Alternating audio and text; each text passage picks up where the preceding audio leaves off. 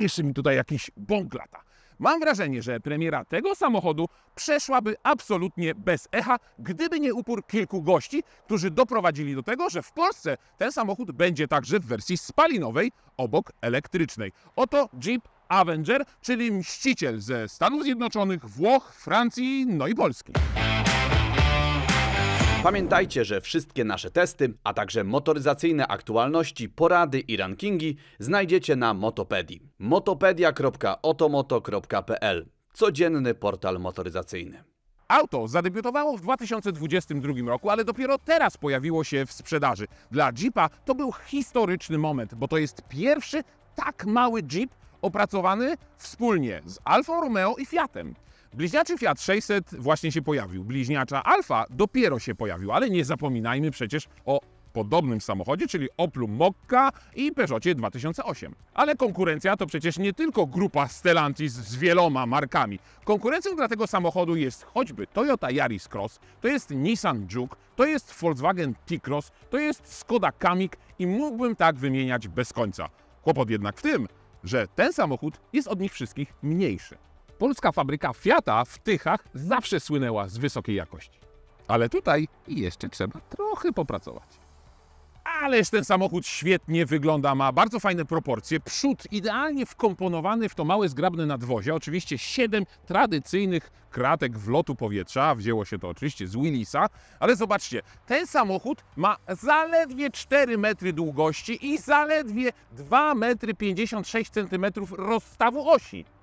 Mam 198 cm wzrostu, będę powtarzał to do znudzenia, ale mam wrażenie, że już doskonale o tym wiecie. I zobaczcie, mieszczę się tutaj idealnie. Fotel jest miękki, dość nisko umieszczony, odległość od kierownicy wyborna. Nawet jeden ząbek do przodu sobie zafunduję, wtedy mam nogi nieco bardziej zgięte, ale jest mi wygodniej. Pytanie, czy zmieszczą się za mną pasażerowie? Obojętnie jakie auto w konkurencji byśmy wzięli, to w segmencie B crossoverów wszystkie są dłuższe przynajmniej o 10 cm, a ten jest prawdziwym maluchem. Maluchem, który w bagażniku, jeśli tylko zdołam go otworzyć elektrycznie, pomieści 380 litrów bagażu. Podłoga jest podwójna, więc to troszkę zmniejsza naszą przestrzeń ładunkową i co najgorsze, przestrzeń ładunkową zmniejszają też tutaj te wypukłe elementy. Ale jeśli ktoś chciałby na przykład pod podłogą wozić koło zapasowe, to musi dopłacić prawie 1000 zł. A i cena. Najtańszy Jeep Avenger kosztuje 99 900 zł. Droższa wersja, w zasadzie najdroższa wersja spalinowa 132, a elektryk 174. No to w końcu Jeep czy Fiat? Policzono, że do ponad 70% wypadków dochodzi przy niskich prędkościach i właśnie dlatego Jeep miejski, Jeep otoczony jest cały plastikami dookoła. W tę ideę idealnie wpisują się reflektory, które są schowane w nadwozie, a dokładnie w tą ramkę przedniego grilla, tylko po to, żeby w razie kolizji nie zostały uszkodzone. Jeep słynie z różnego rodzaju easter eggów, w tym samochodzie też tego jest mnóstwo, na każdej szybie, błotniku, zderzaku. Dlatego powiedziałem, że tym razem my tego nie będziemy pokazywać. No przecież mówię, że nie będziemy. Wiecie, że Jeep Avenger miał być Jeepem Jeepsterem? W konsekwencji jednak zbudowano auto na kompletnie nowej platformie CMP2 w wersji spalinowej, a eCMP2 w wersji elektrycznej. No tak, tylko na pewno pamiętacie, że był taki samochód jak Jeep Renegade. Tylko że Renegade jest od tego auta o 20 cm dłuższy. Obliczono, że w tym segmencie pojemność schowków to średnio 15 litrów. Wiecie, ile mają wszystkie schowki razem wzięte w tym samochodzie? 34 litry. No i są tutaj na przykład takie poręczne półeczki, na przykład na okulary. Kłopot tylko w tym, że na przykład ta długa półka jest fajna, ale wszystko tutaj już mam wrażenie na zakrętach będzie się gibać. Schowek jest olbrzymi, aż trudno sięgnąć mi do jego końca.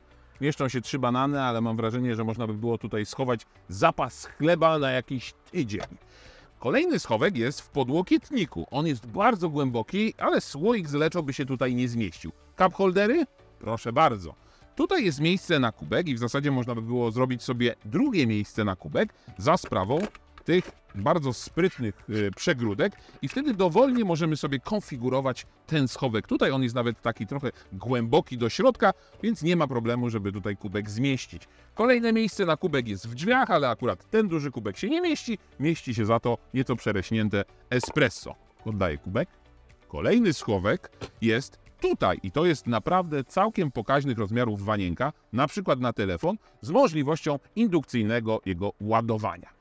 Panel klimatyzacji jest tutaj i bardzo fajnie, że są to normalne, zwyczajne guziki, ale kiedyś mówiłem Wam, że we francuskich samochodach, czyli w Peugeotie, a idea jest tutaj dokładnie taka sama, one działają nie w dół i w górę, tylko w jednej płaszczyźnie. I tak samo jest tutaj, oprócz przycisku do podnoszenia temperatury i oprócz przycisku, którym zwiększamy sobie obroty wiatraka. Powyżej mamy kolejny panel z przyciskami i tutaj mamy przycisk Home, szybki dostęp do ustawień samochodu, światła awaryjne i zamknięcie drzwi.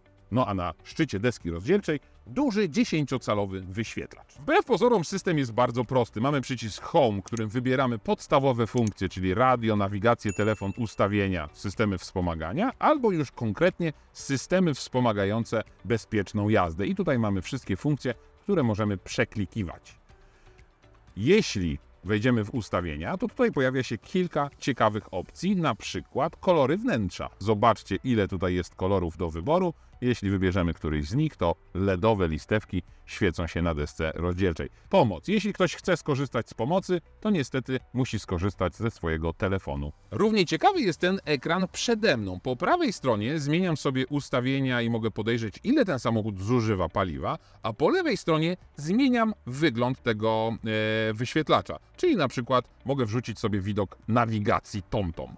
Podoba Wam się to żółte wykończenie tej całej deski rozdzielczej? Niektórzy moi koledzy narzekają na jakość plastików. Moim zdaniem jakość tych plastików jest w porządku. One są oczywiście twarde, ale przynajmniej miłe w dotyku. Kierownica po lewej stronie oczywiście mamy możliwość ustawiania aktywnego tempomatu. Po prawej stronie skromne, ale jednak możliwość ustawiania menu, głośniej, ciszej i obsługa radia. Z podłączeniem telefonu do tego systemu nie ma absolutnie problemu bezprzewodowo, ale jeśli ktoś używa kabelka, to tutaj mamy złącze USB starego typu do ładowania i złącze USB nowego typu właśnie do połączenia obu urządzeń. Jak to, ja się nie zmieszczę? Proszę bardzo. Zmieszczę się, więc nie ma absolutnie z tym problemów. Jest port USB, jest miejsce na komórki, nie ma podłokietnika i fotel jest wygodny. Nie ma w boczkach drzwi także miejsca na kubek. Ale stopy mieszczą się idealnie. Zobaczcie, jak nieduży jest dywanik z tyłu. Skórzana tapicerka kosztuje 4900 zł, ale skórzane fotele i elektrycznie regulowane to już wydatek 6300 zł, nawet w najbogatszej wersji. Powiedziałem Wam, że premiera tego samochodu w zasadzie przeszłaby bez echa, no bo to kolejny elektryk ze stajni Stellantisa. No właśnie, ale Polska jest jednym z 4 rynków w Europie, na którym ten samochód dostępny jest w wersji spalinowej. Oczywiście pod maską wtedy ląduje 3-cylindrowy silnik 1.2 PureTech, ale nie o mocy 85, ani 110, ani 130 koni mechanicznych, tylko o mocy 100 koni mechanicznych. Oczywiście połączony z mechaniczną skrzynią manualną, skrzynią biegów. A jeśli mówimy o samochodzie elektrycznym, no to wtedy mamy do dyspozycji jeden silnik z przodu, napęd na przód i 154 konie mechaniczne. Ale uwaga, za rok pojawi się wersja 4-napędowa, czyli z dodatkowym małym silnikiem na tylnej osi. To niesamowite, ale ten samochód naprawdę wzbudza pozytywne emocje. Mi się gęba śmieje, ale widzę, że ludzie dookoła też reagują bardzo entuzjastycznie, bo ten samochód da się lubić. On naprawdę, szczególnie w tym żółtym kolorze, wygląda rewelacyjnie. I to wszystko przekłada się też na styl prowadzenia tego samochodu. Jest oczywiście nieco gumowaty, to zawieszenie nie jest jakieś wyraźnie precyzyjne. Lewarek zmiany biegów działa dość miękko, ale Gęba mi się śmieje, jeździ mi się tym samochodem naprawdę przyjemnie. Z przodu to oczywiście kolumna MacPhersona. Z tyłu to niezastąpiona belka skrętna, czyli niezbyt wyrafinowane rozwiązania, ale skuteczne, tanie i w miejskim samochodzie naprawdę spisują się idealnie. Jedynie mam zastrzeżenia do właśnie tego tyłu na nierównych poprzecznych nierównościach. Tył zaczyna troszeczkę nerwowo podskakiwać i tutaj muszę wtrącić jedną ważną dygresję. Jeździłem także elektryczną wersją tego samochodu o 330 kg cięższą. Ten spalinowy waży 1200, tamten 1500, ponad 1500 kg. No i jazda tamtym samochodem wydaje się zdecydowanie przyjemniejsza. Macie czasami tak, że robicie pewne rzeczy i w zasadzie z gruntu te rzeczy są skazane na niepowodzenie? Tak samo jest i tym razem. Avenger do setki przyspiesza w 10,6 sekundy. Przecież to nie jest sportowy samochód. No ale skoro trzeba. Ale zobaczcie, jak mocno przepniesz na dwójkę, to jeszcze zamielisz kołami na dwójce, a żeby osiągnąć setkę, to trzeba jeszcze wbić trójkę. Już. Trochę to trwało. Z obiecanych 10,6 jest 12,2. I to bez klimatyzacji, bo wcześniej sprawdziłem i z klimatyzacją wynik jest jeszcze gorszy. W takich typowo miejskich samochodach dużym kłopotem jest wyciszenie wnętrza, więc sprawdzimy, jak tutaj jest cicho. 90 km na godzinę, oczywiście tempomacik. 61,2. To nie jest rewelacyjny wynik, a jak przy 140? Już rozpędzenie się do prędkości autostradowej, czyli do 140 km, jest dla tego samochodu pewnym wyzwaniem, no bo pamiętajmy, 100 koni mechanicznych, 205 Nm i 6 biegów w manualnej skrzyni biegów, no więc to jest pewien wyczyn, a prędkość maksymalną ograniczono tutaj do 185, więc gratuluję wszystkim, którzy odważą się oczywiście jeździć z taką prędkością. Standardowo i na razie tylko i wyłącznie montowana jest tutaj 6-biegowa skrzynia manualna. Ona jest, muszę przyznać, bardzo elastyczna. Zobaczcie, jadę sobie teraz na przykład na czwórce z prędkością 90 km na godzinę. Mam 3000 obrotów, wciskam pedał gazu. Silnik jest turbo doładowany i on faktycznie zaczyna się zbierać całkiem nieźle. Jedynie poprawiłbym to gumowate takie prowadzenie lewarka. Mógłby być krótszy skok i takie bardziej precyzyjne prowadzenie właśnie lewarka zmiany biegów. No ale jeśli mówimy o manualnej skrzyni biegów, to te biegi są tak długie po to, żeby ten samochód był bardzo ekonomiczny. I patrzę tutaj na komputer. No i faktycznie to zużycie wcale nie jest jakoś szczególnie wysokie, ale z drugiej strony też nie jest szczególnie niskie. Producent opowiada, że Avenger zadowala się 5,5 litrami paliwa na każde 100 km w cyklu mieszanym. No, mi nie udało się osiągnąć takiego wyniku, ja jestem bliższy 7 litrów, co i tak uważam, że jest całkiem niezłym wynikiem przy jeździe takiej z prędkością 120-140 km na godzinę. Zaskoczyła mnie pewna rzecz. Ustawiłem sobie tempomat na określoną prędkość i nie miałem przed sobą samochodu, ale zbliżyłem się w pewnym momencie do samochodu, który jechał po lewym pasie. Widzicie, co się stało? Kamera czy czujniki są tak szeroko ustawione, że tempomat widział prędkość tego samochodu po lewej stronie. Czyli miałem pusty pas, a samochód i tak zwolnił do prędkości, z którą poruszał się samochód po lewym pasie. Poza tym fajnie, że stworzono tutaj taki szybki dostęp do potrzebnych funkcji, najpotrzebniejszych, i taką jedną z tych funkcji jest oczywiście start-stop. Można to szybko w tym menu znaleźć i wyłączyć. Słowo jeszcze o tej funkcjonalności. Dużo tutaj jest schowków, ale niestety niektóre schowki są bez żadnych przegródek i to wszystko, co tutaj sobie poukładamy w tym samochodzie na jakichś mocniejszych zakrętach, lubi niestety, ale przesuwać się, no i przez to hałasuje. No i poza tym jest niebezpieczne. Jeśli mówimy o Jeepie, no to nie możemy zapomnieć, że przecież to jest marka, która słynie z produkcji samochodów przeznaczonych do jazdy w terenie. Ale ten Jeep przeznaczony do jazdy w terenie nie jest.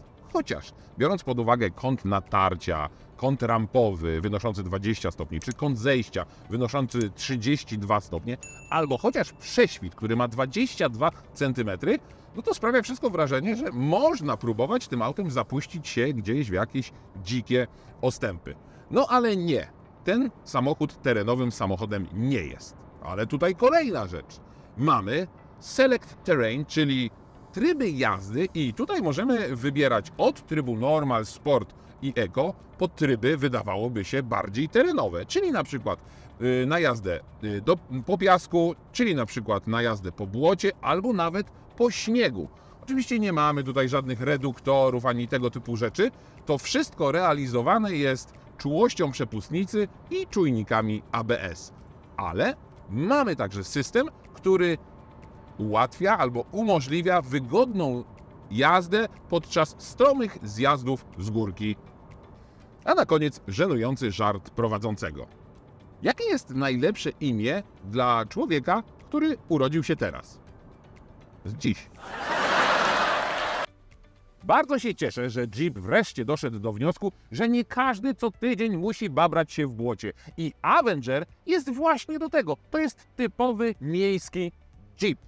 Samochód, który jest ekonomiczny, jest bardzo przestronny i jest wygodny, no i co najważniejsze, rewelacyjnie wygląda.